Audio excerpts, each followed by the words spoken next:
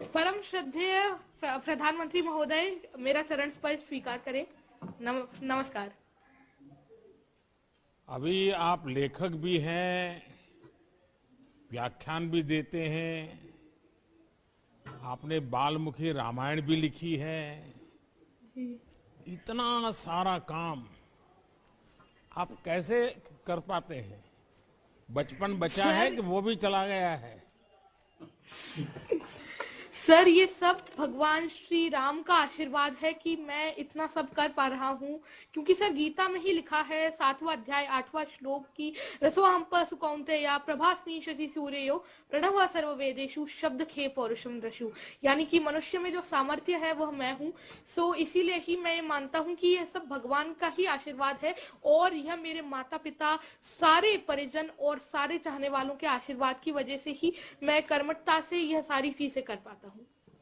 अच्छा, ये बताइए अभी कि रामायण में के संबंध में लिखने का ख्याल आपको सबसे पहले कब और कैसे आया? सर, इसकी प्रेरणा स्रोत भी कहीं ना कहीं आप ही रहे हैं। लॉकडाउन 2020 में जब हम सभी लोग, खासकर हम बच्चे, पूरी तरीके से हताश हो गए थे, तब आपने टीवी पर रामायण प्रसारित करवाई, और जब मैंने रामायण देखी तो मैं रामायण से बहुत ज्यादा इंस्पायर हुआ, क्योंकि कहा जाता है knowledge is better caught not taught. मैंने पहले भी रामायण का श्रवण किया था, पठन किया था, परंतु जब मैंने रामायण को देखा तब मुझे लगा कि भगवान श्री राम का चरित्र आजकल हम बच्चे भूलते जा रहे हैं। सो इसीलिए ही मैंने यह बाल्मीकि रामायण 250 छंदों में लिखी, ताकि भगवान श्री राम ने रामायण के थ्रू जो आदर्श स्थापित किए हैं, जैसे कि रेस्पेक्ट, आजकल हम लोग पेशेंस बहुत ज्यादा खो देते हैं, तो पेशेंस, ओबीडियंस, तो ऐसे सारे आदर्श हम बच्चे इस रामायण से सीख सकते हैं, अपने जीवन में उतारकर एक आदर्श जीवन जी सकते हैं। और मैंने इस रामायण को 10 भागों में बांटा है। अगर आपकी आज्ञा हो तो इसके पहले भाग राम जन्म के कुछ छंद मैं आपके सामने प्रस्तुत करना चाहूंगा। सुनाइए। बिल्कुल। वह छंद ऐसे है। देवनान किए विनती जब, हरिजन में मां धरती पर तब, दशरथ के घर उत्सव आया, अवधपुरी में उल्लास था छाया, अवधराज के 4 दुलारे, राम लखन भरत शत्रुघ्न प्यारे, चारों कुमार अवध के प्राण, धीर वीर ज्ञानी बलवान। बहुत बहुत धन्यवाद सर। अच्छा, अभी आप रामायण में डूब गए, पिछले लॉकडाउन का आपने उपयोग कर लिया। रामायण में वो कौन सा पात्र है, कौन सा चरित्र है जो आप पर बहुत ही प्रभावी है, आप पर, आपकी उसके प्रति श्रद्धा बन गई है? सर, ऐसे तो एक ही है, मर्यादा पुरुषोत्तम भगवान श्री राम, क्योंकि आजकल के जीवन में जीने के लिए हमें जो भी आदर्श की जरूरत है, एक आदर्श इंसान को कैसा होना चाहिए, भगवान श्री राम ने त्रेता युग में ही वह सारी चीजें दर्शा दी थी। वह कैसे सबको साथ लेकर चलते थे, कितना धैर्य वह रखते थे, और सबका कितना आदर करते थे।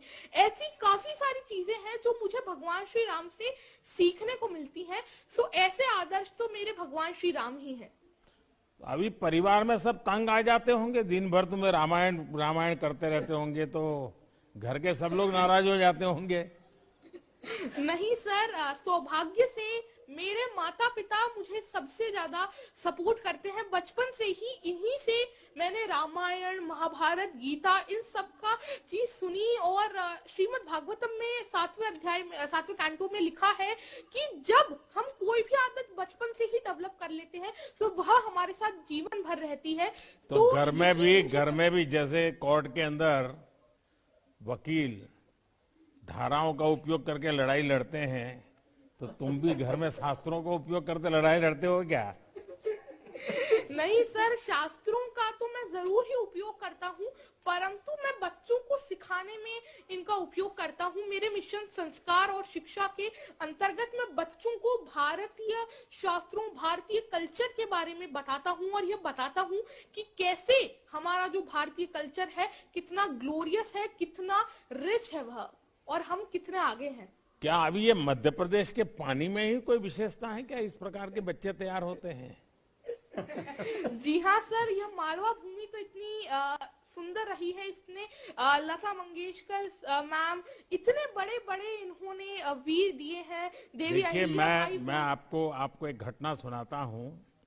जी आपके एक मुख्यमंत्री उमा भारती जी मध्य प्रदेश की मुख्यमंत्री रही है। जी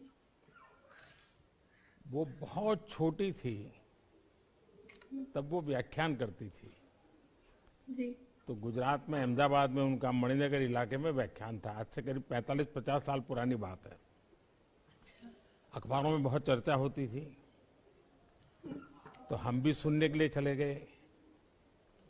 और मैं हैरान था, उतनी छोटी उम्र में जिस प्रकार से वो धारा प्रवाह वक्तव्य देती थी, जिस प्रकार से शास्त्रों का बहुत ही सटीक रूप में उल्लेख करती थी, संस्कृत बोल लेती थी, चौपाइयाँ गा लेती थी और अपनी बचपना की हरकतें भी करती थी मंच पे बैठे बैठे। मैं बहुत प्रभावित हुआ था। बहुत बहुत बहुत साल पहले की बात है, तब उनकी आयु बहुत छोटी थी।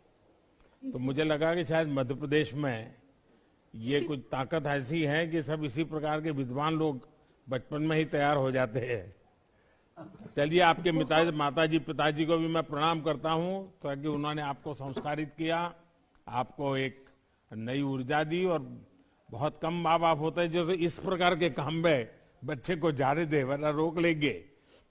देखिए, आपकी उम्र और आपका काम इस बात को साबित करते हैं कि बड़े काम करने के लिए कोई उम्र छोटी नहीं होती है। आप सिर्फ बच्चों के लिए नहीं, पूरे समाज के लिए एक प्रेरणा है। आप जो भी करें पूरा मन लगाकर करें, इस सोच के साथ करें कि मेरा काम देश को कैसे लाभ पहुंचा रहा है। पद, प्रतिष्ठा, आपकी उपलब्धियां भी कभी कभी आप पर दबाव बनाती है। किसी भी चीज का दबाव खुद पर न आने दे। आपको आने वाले जीवन के लिए बहुत बहुत शुभकामनाएं। बहुत बहुत धन्यवाद सर। अपना आशीष हमेशा मुझ पे बनाए रखें।